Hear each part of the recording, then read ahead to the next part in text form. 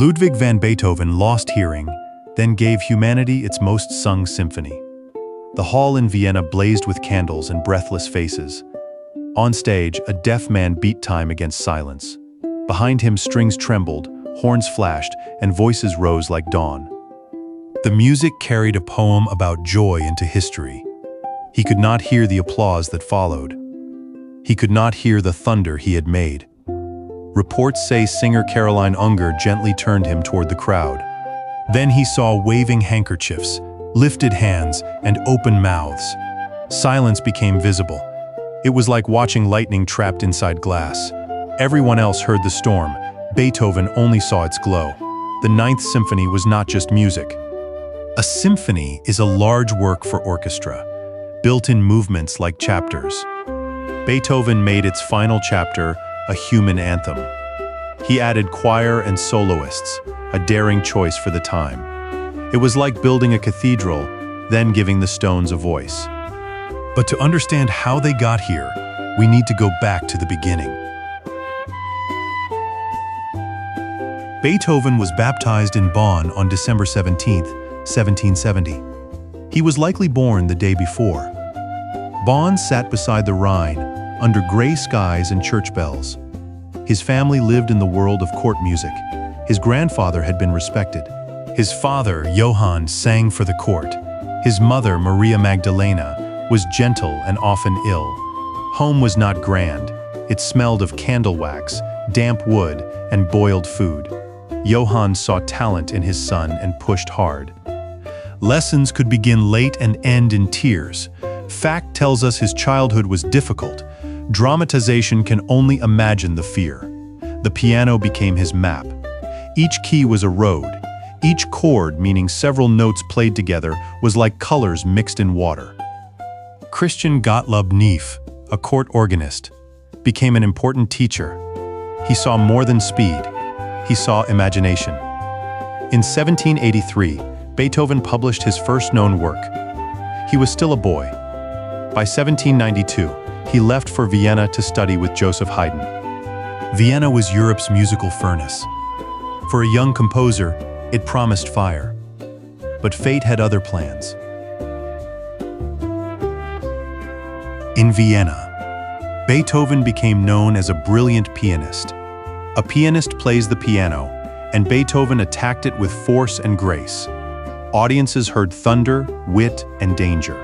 He improvised, meaning he created music in the moment. It was like building a bridge while running across it. Then the sound began to leave him.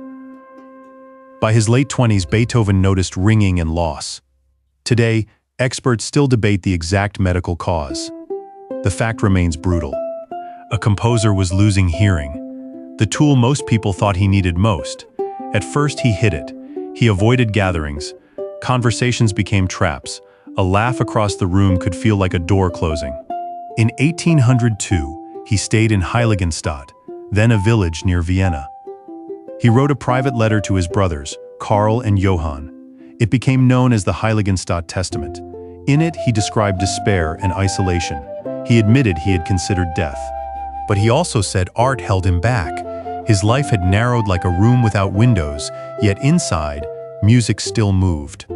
And this is where everything changed. After Heiligenstadt, Beethoven did not become smaller. He became larger. The crisis burned away politeness.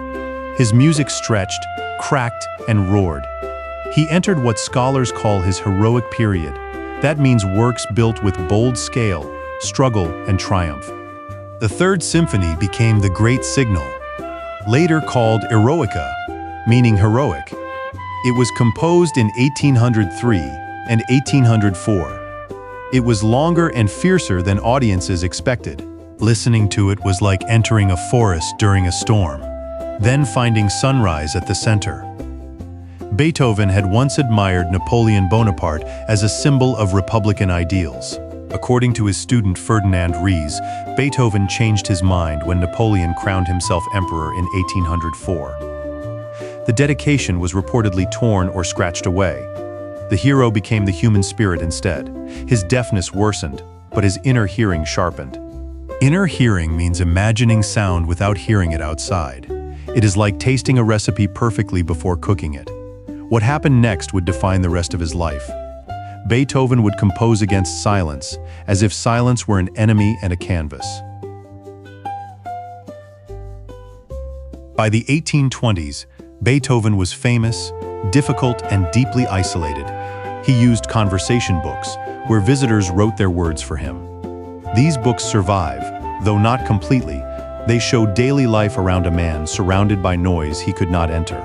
Still, he was building something vast. The Ninth Symphony took shape across years of thought and labor.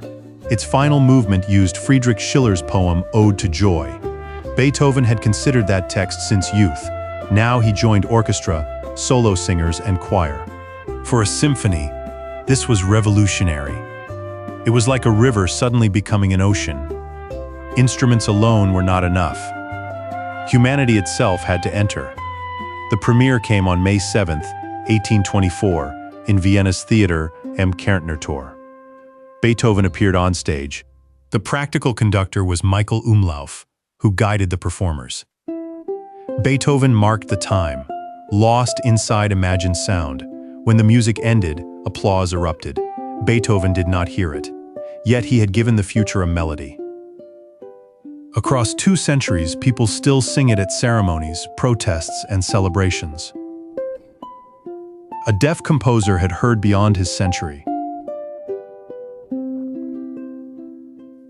Beethoven died in Vienna on March 26, 1827. He was 56. 3 days later, thousands joined his funeral procession. The city that had watched him struggle now followed him through the streets. Rain, black coats, and slow footsteps filled the day. His legacy did not end with the Ninth Symphony. He changed what people believed music could be before him. Composers often served courts, churches, or patrons. After him, the composer seemed more like a seeker. Music became confession, argument, and prophecy. That shift was enormous. Imagine a candle becoming a lighthouse. The flame is the same. The purpose expands. His deafness is not the whole story. It should never reduce him to tragedy. He was funny, stubborn, messy, brilliant, angry, tender, and relentless. He suffered deeply. He also worked fiercely. The miracle was not that pain made art. The miracle was that he refused to let pain own everything. Beethoven reminds us that the future is sometimes heard inward first. Every life has a story worth telling. Ludwig van Beethoven's story reminds us that limitation can become a doorway to deeper creation.